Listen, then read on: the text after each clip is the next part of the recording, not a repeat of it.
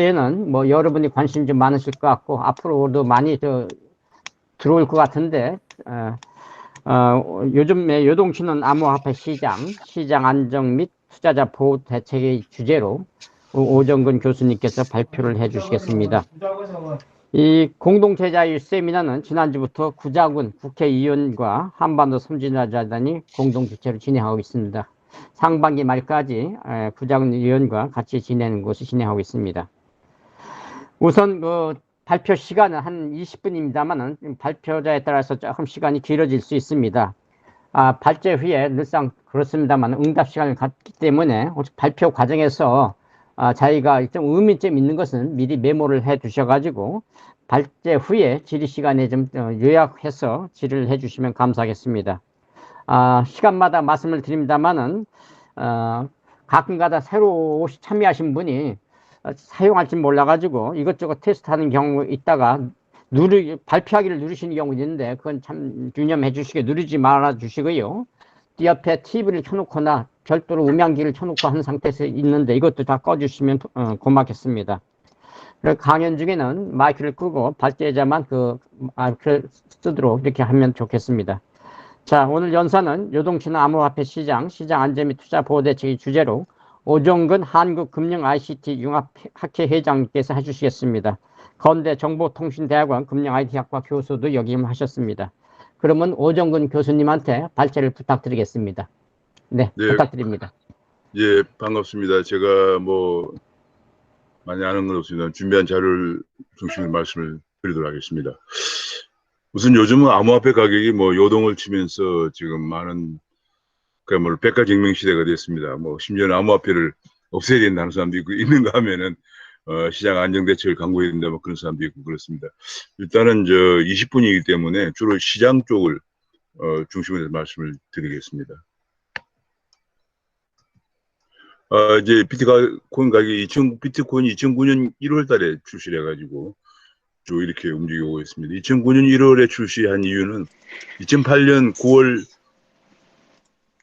그 전에 많이 연구해 오던 전문가들이 모여서 이제는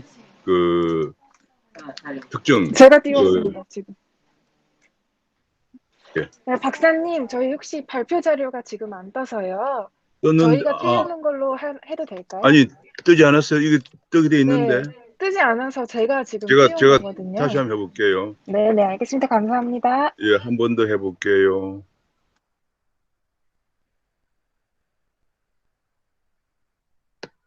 얘도 안 뜨면은 이거 안 되는데 제가 다시 해볼게요.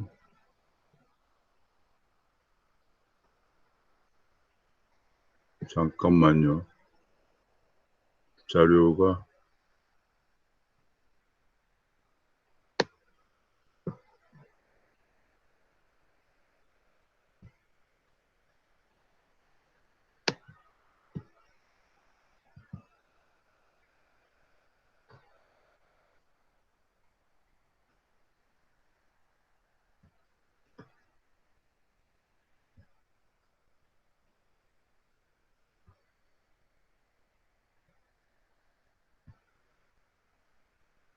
지금도 안 떴나요? 네, 지금 막 뜨고 있습니다. 떴습니다. 네, 그렇죠. 예. 네, 시작해 주시죠. 예. 네, 시작하겠습니다. 지금 요동치는 암호화폐 시장과 시장 안정 및 투자자 보호 대책으로 말씀드리겠습니다. 그러면은 시간을 대충 한 20분 정도로 적절히 하도록 하겠습니다. 2009년 1월 달에 비트코인이 출시가 되었습니다. 2008년 9월 15일에 리만 브라더스가 파산하면서 금융 중개기관을 중심으로 해오던 금융 시스템에 문제가 있다는 것을 그리고 주기적으로 한 10여 년마다 금융위기가 다 오고 있기 때문에 이제 그런 탈중앙화 시스템을 벗어나서 P2P 거래, 피어2피어 거래를 해야겠다 이런 것 때문에 이제 비트코인이 출시가 되었습니다. 그러다가 거의 거래가 형성이 안 됐습니다. 안 되다가 2013년에 키프로스에 외환위기가 오면서 키프로스의 많은 부호들이 키프로스 돈을 버리고 비트코인을 갖게 되면 이때적 가격이 조금 움직였다가 그 뒤로 또 잠잠하다가 2018년에 들어서 이제 17년 말에 올랐다가 떨어졌다가 다시 작년 2020년 3월 17일 저점으로 다시 오르기 시작해가지고 지금 6만 달러까지 갔다가 지금 떨어지고 있는 그런 상황입니다. 지금 그래서 뭐 재밌는 게 하나가 이제 사람들 관심을 끌기 위해서 2010년에 1년 뒤에 피자 데이라는 걸 준비했어요. 이 사람들이 이제 처음에 나온 상품이기 때문에 사람들 관심을 끌기 위해서 피자 한 판에 피자 두 판에 1만 비트코인을 지금으로 치면 5천억 원에 해당하는 가격에 1만 비트코인에 피자 주문했는데 22일 날 피자가 배달되어서 이거를 피자 데이라고 해서 굉장히 지금도 기념하고 있습니다. 최초로 물건이 거래된 거죠. 그러다가 이제 2017년에 12월 16일에 19,497달러까지 올라갔다가 떨어졌습니다. 그러다 했던 이제 이유는 제가 좀 이따 설명을 하겠습니다. 그 다음에 이제 아까 말씀드린 2020년 3월 17일에 4,945달러가 저점을 기록하고 쭉 올랐다가 금년 4월 13일에 63,503달러를 기록했다가 지금 하락하고 있는 상황입니다. 가장 큰 이유가 그때 많이 올라갔던 이유, 17년 말에 많이 올라갔던 이유는 ICO 열풍이 불었습니다. ICO라고 하는 것이 이제 비트코인을 발행하거나 다른 여러 가지 암호화폐를 발행할 때 백스를 발견하고 자금을 모금하는데 주식시장에서 IPO와 마찬가지 그런 개념으로 ICO라고 하는데 그 열풍이 불면서 사람들이 굉장히 많이 투자를 하게 되고요. 그렇게 된 배경에는 이런 예컨대 일본에서 자금결제법이라는 걸 개정을 해가지고 일본에서 법정화폐는 아니지만 지급결제 기능을 하는 화폐다, 금융상품이다 이렇게 규정을 하고 미국의 주은행 감독협의체에서도 그런 규정을 하고 시카고 상품 거래소 옵션 거래소에서 선물을 출시하게 되면서 이것이 이제 그리고 BIS 이것이 최소한 어느 정도 금융상품으로 기능을 하는구나 하는 인식이 확산되면서 투자자들이 몰리기 시작했습니다. 그러다가 이제 너무 많이 올랐다는 것 때문에 떨어졌다가 쭉 이제 유지가 됐다. 최근 들어서 요건 제가 좀 더 큰 그림이 있어요. 큰 그림을 제가 보여드리겠습니다. 그러다가 이제 다시 쭉 올라간 요걸 여기 쭉 나와 있으면 요때 올라간 거 지금 올라간 거는 차원이 다릅니다. 그 이유는 이때는 이제 그 개인들의 투자 열풍이었고요. 이런 이제 시카고 선물이라든지 혹은 일본의 이런 자금결제법 이런 거 보면서 이제 개인이 몰린 건데 지금은 이제는 완전히 기관 투자자들이 여기에 가시하기 시작했습니다. 우리가 테슬라를 많이 들서 알고 마스터카드, 트위터도 참가하고 있고 뉴욕 멜론 은행도 비트코인 거래를 하고 있고 여러 이제 특히 이제 캐나다에서 이게 비트코인 선물인데요. 비트코인 ETF 선물을 승인하면 지금 캐나다 증권거래소에서는 비트코인 선물이 거래가 되고 있고 일본도 지금 계속 지금 미주은행과 J코인, S코인 이런 걸 계속 지금 발행을 하고 있고 페이스북에서 리브라라고 하는 코인을 발행한다고 발표를 하면서 엄청난 충격을 줬습니다. 왜냐하면 페이스북이 28억 정도의 멤버를 갖고 있기 때문에 만약 페이스북이 리브라가 통용이 되면은 완전 기축통화 같은 역할을 하기 때문에 연준이 계속 강압을 해서 못하게 해서 지금 이게 바뀌었습니다. JP모간도 JPM 그렇게 반대하던 JP모간도 JPM 코인을 발행하라고 여러 기관 투자가들 참여하면서 하고요. 한국은 이걸 못하게 하니까 대신 국민은행이나 신한은행이 디지털 에셋이라는 수탁에서 지분 투자를 하고 있고요. 그러면서 더 중요한 게 디파이라고 해서 열풍이 불면서 암호화폐가 이제 한 10,000개 정도 나와 있는데요. 그 10,000개 정도 암호화폐를 어떤 사람은 많이 갖고 있는 불필요하게 많이 갖고 있는 사람도 있고 또 더 다른 걸 또 갖고 싶어 할 때는 이걸 교환할 대출도 해주고 예금도 하고 대출도 하는 그런 그 디파이 열풍 일종의 P2P 거래죠. 이런 게 불면서 작년에 엄청나게 올라갔습니다. 그러니까 이제 그때와 다른 점은 여기는 개인 투자 중심이고 이거는 이제 기관 투자가들이 가시하면서 본격적으로 이게 금융자산으로서 기능을 하게 됐습니다. 그래서 작년에 이제 올라갔는데 가장 큰 것 중에 하나는 작년 3월 17일에 미 연준이 양적 완화를 재개하고 제로금리를 재개한 것이 큰 겁니다. 왜 그림이 약간 잘못된 여기 와 있는데 작년 3월 17일에 그 미국 연준이 양적 완화를 재개하고 제로금리를 하면서 미국의 주가도 올라가고 나스닥이나 다우존스도 다 이때를 저점으로 올라가고 또 암호화폐도 이때를 저점으로 해서 가격이 쭉 올라가기 시작했습니다. 근데 이제 암호화폐는 좀 특성상 기관 투자자들이 몰리가면서 더 많이 올라간 폭이 근데 나스닥이나 다우는 한 2배밖에 안 올라갔지만 이거는 거의 10배 정도 올라가는 그런 모습을 보였습니다.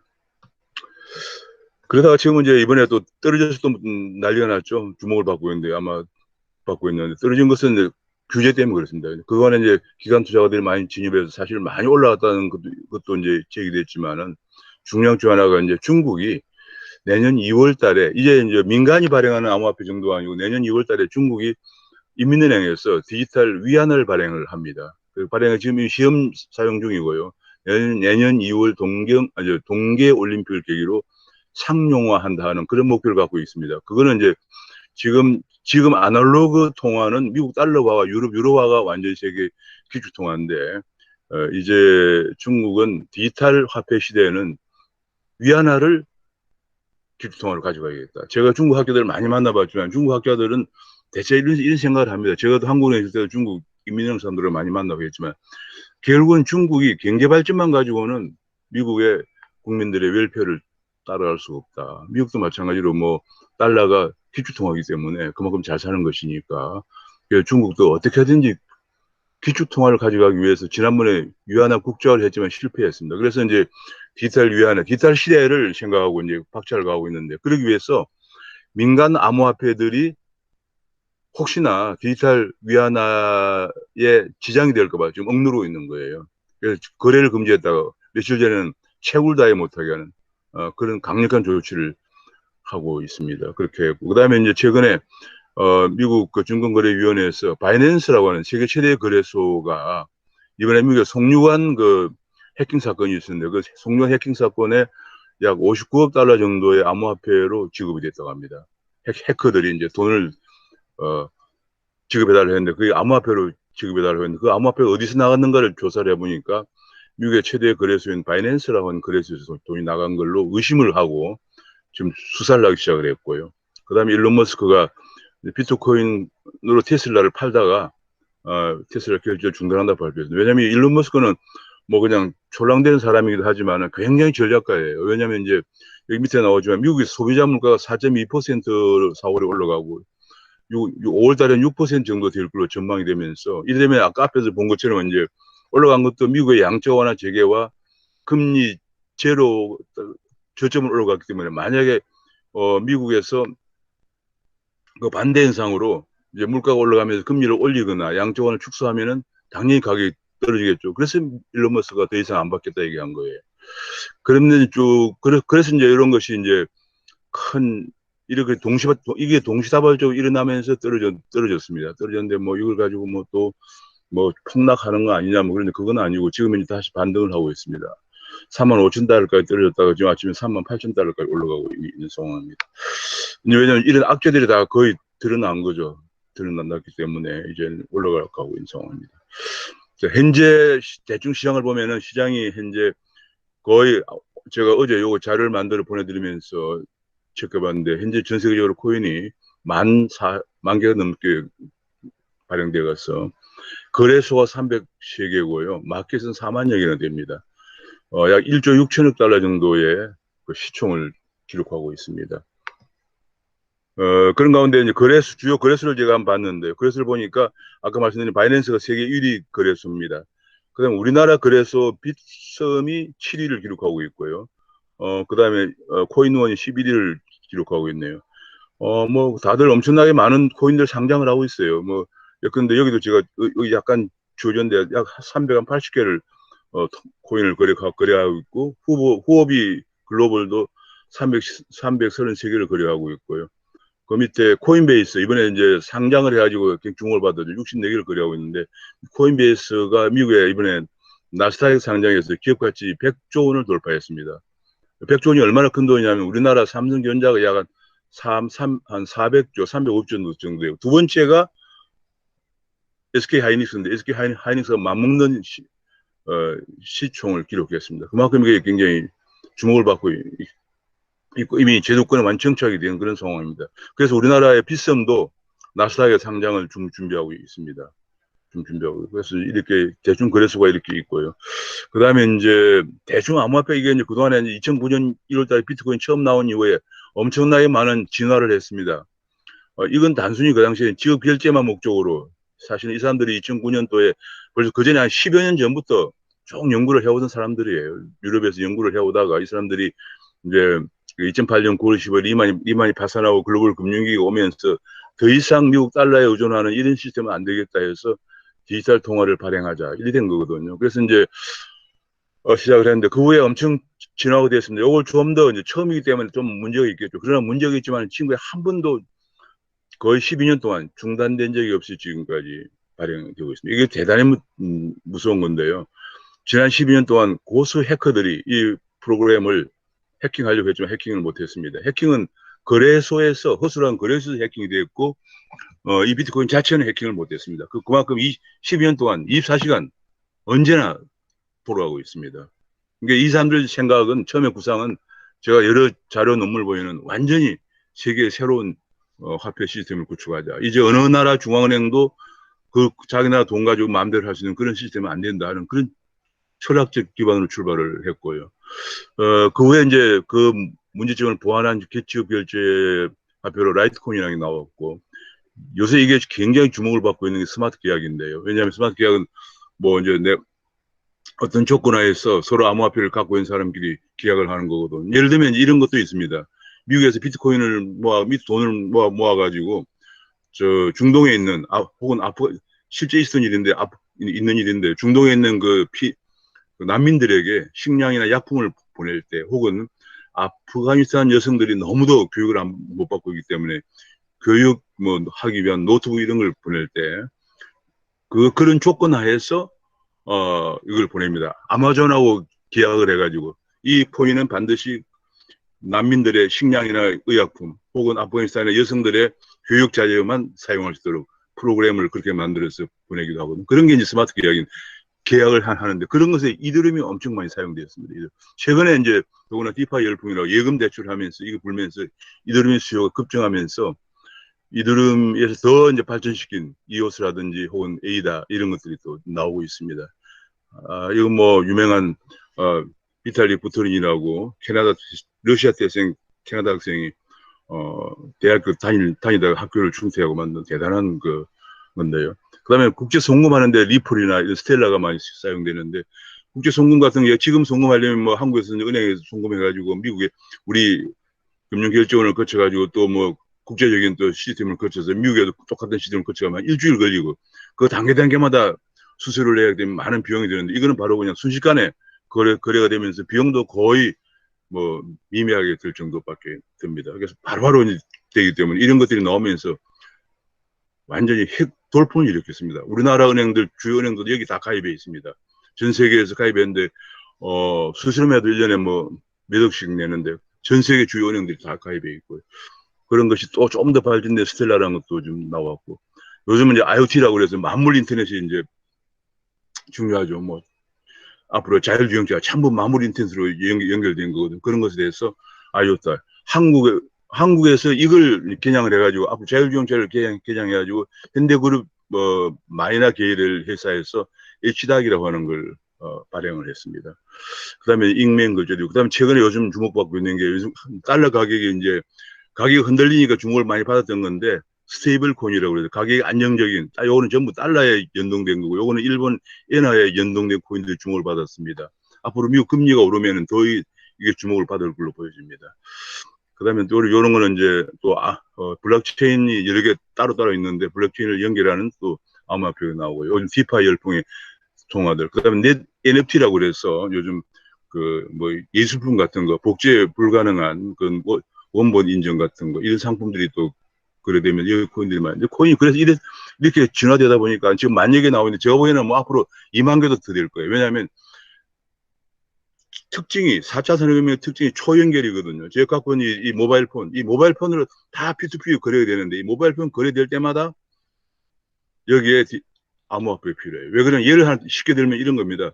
우리나라 게임 회사가 굉장히 많이 발전되어 있잖아요. 그러면 영국에 있는 게이머가 한국에 있는 게임 회사에 뭐 예컨대 NC소프트에 무슨 리니지라는 게임을 사려고 그러면 한 뭐 1,000만 원, 2,000만 원 엄청 비싸요. 그런데 어디 사냐면 애플에 있는 애플 스토어나 구글 플레이에 들어가서 사거든요. 근데 매출액의 30%를 가져갑니다. 애플이나 구글이. 근데 어마어마하게 가져가지고 1,000만 원짜리 사면 300만 원을 가져가는 거예요. 근데 만약에 영국이나 미국에 있는 게이머가 한국의 NC소프트에 바로 접속해서 게임을 사게 되면은 그걸 안 줘도 되잖아요. 그러면 어떻게 접속할? 근데 서로 믿지 못하잖아요. 뭐 미국에 있는 뭐 스미스가 게임소프트 누군지 알지를 못하잖아요. 이 모바일 폰으로 접속하니까. 그래서 이것을 완벽하게 신뢰할 수 있는 방법이 뭐냐? 그게 블록체인이에요. P2P 거래에서 신뢰할 수 있는 방법으로 하는 거. 그게 이제 바로 구글 플레이나 애플 스토어도 자기들 믿고 하라 해서 그 믿는 대신에 거래해 준 대신 30%를 가져가는 거거든요.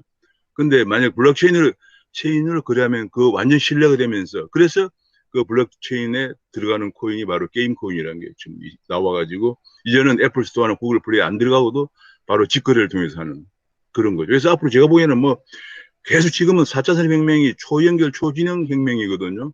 그러니까 초연결 혁명, 초진영 혁명인데 초연결 혁명이 가속화될수록 엄청나게 많은 코인들이 나올 거예요. 그 코인들이 앞으로 이게 완전히 그 4차 산업혁명의 헬멧과 같은 역할을 한다 이렇게 보시면 되겠어요. 그래서 이제 그 디파이 열풍 때문에 이더리움 가격도 많이 비트코인보다 더 많이 올랐습니다. 가장 급등 배경을 제가 보면은 아까 제가 30분 시작했죠. 시간이 다 됐네. 제가 한 5분 내에 가면 빨리빨리 할게요. 크게 보면 하셔도 됩니다. 예? 네, 더 하셔도 됩니다. 예. 조금 더 돼요. 예, 예. 네, 그럼 아까 요거는 이제 유동성 미국의 역시 미국이 세계에서 가장 큰 나라이기 때문에 유동성 그다음에 이제 기관 투자가 진입 본격화되었고 디파이 열풍이 불었고 그다음에 오버슈팅 사람들이 가격이 오르니까 오버슈팅 이런 현상 때문에 이제 수요 측면에서 공급 측면에서는 비트코인이라는 것이 늘 똑같은 양으로 공급되는 게 아니고 반감기가 있습니다.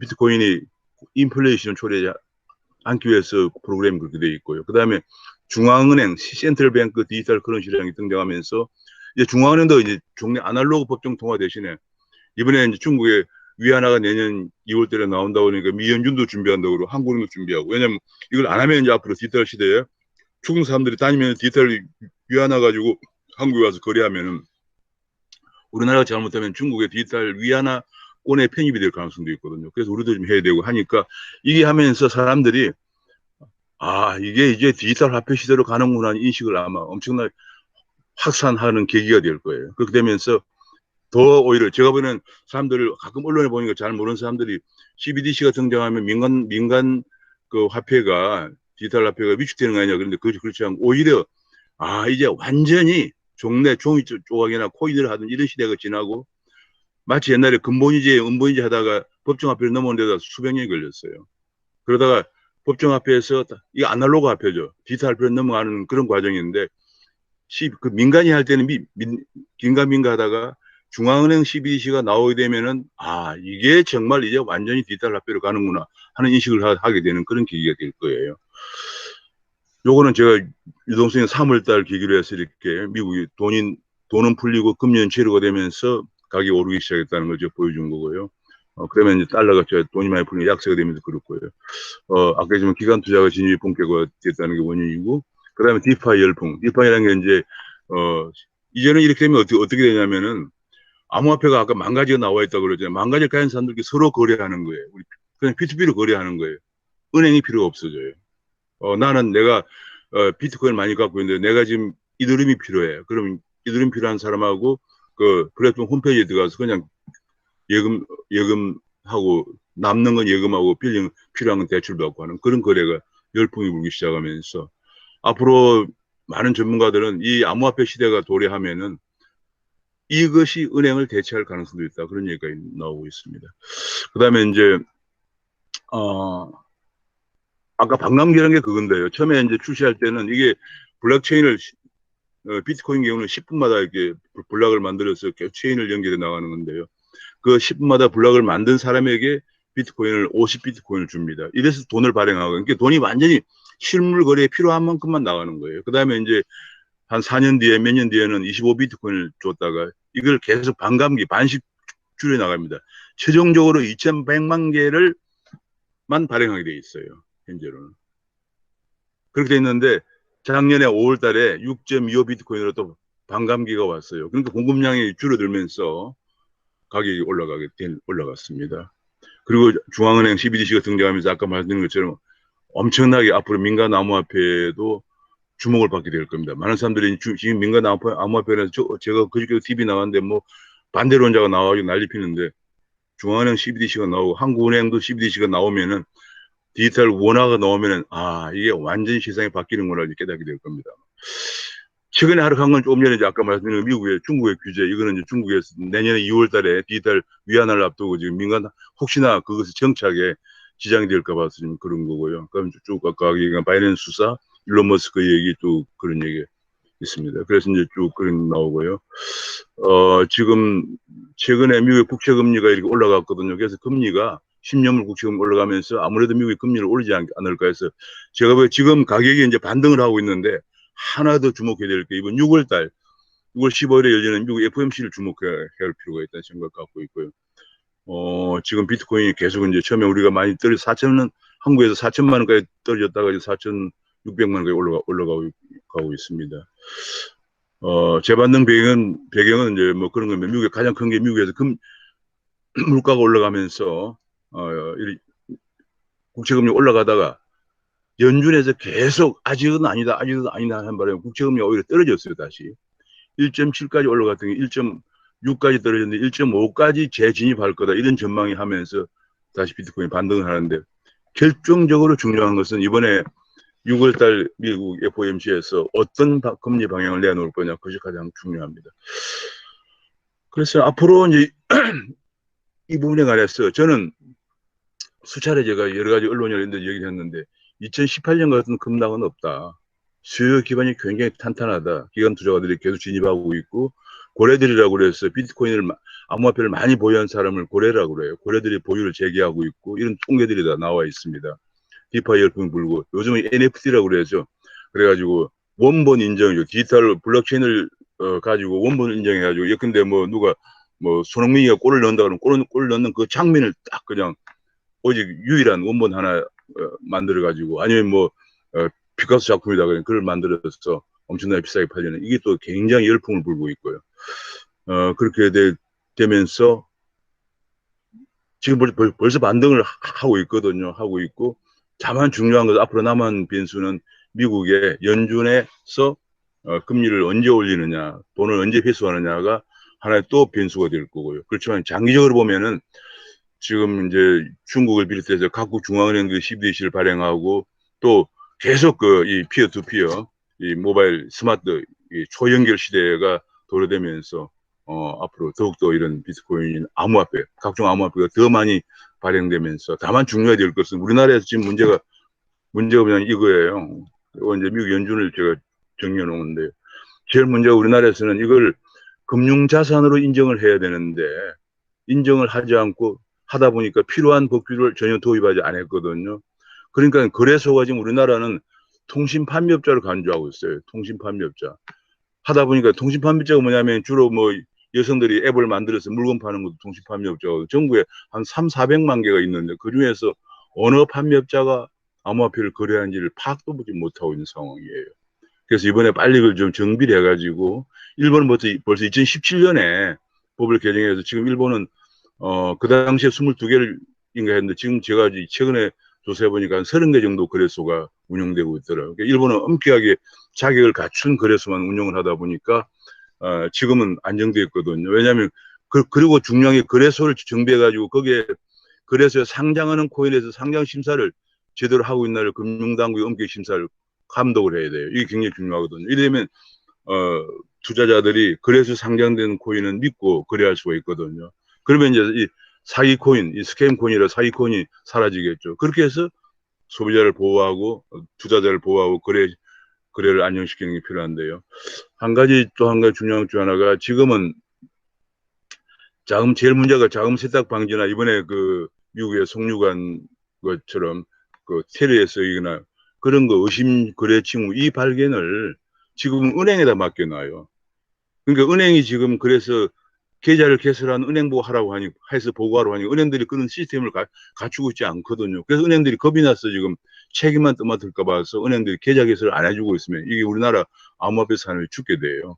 이건 굉장히 잘못된 건데 제가 여러 차례 얘기했는데 이렇게 한 나라가 전 세계에서 없습니다. 은행보고 우리나라 완전 행정 편의주의 발상인데 지금 금융정보분석원이라는 데서 하고 있거든요.